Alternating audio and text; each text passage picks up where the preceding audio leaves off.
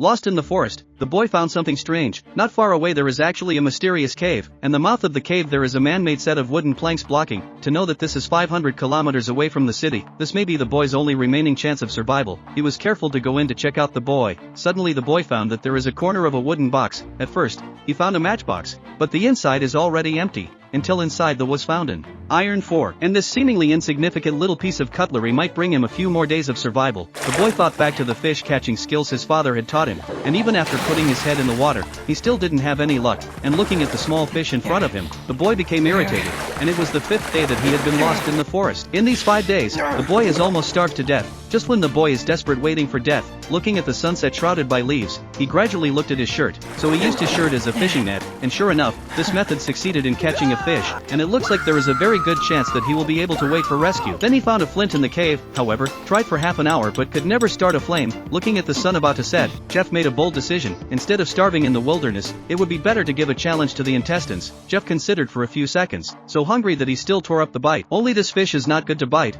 He can only choose to use an iron fork to break it first, and then tear off the raw fish. Although the pungent fishy smell is unbearable, but after all, the most important thing at the moment is to live. So enduring the fishy smell that makes him regurgitate his stomach, Jeff finally had a full meal. However, when he woke up from sleep to the next day, he found that there was a noise coming from the top of his head. An airplane was whizzing away and Jeff screamed for help. But how could he be heard high in the air? And by this time he had accidentally fallen to the ground. Эй!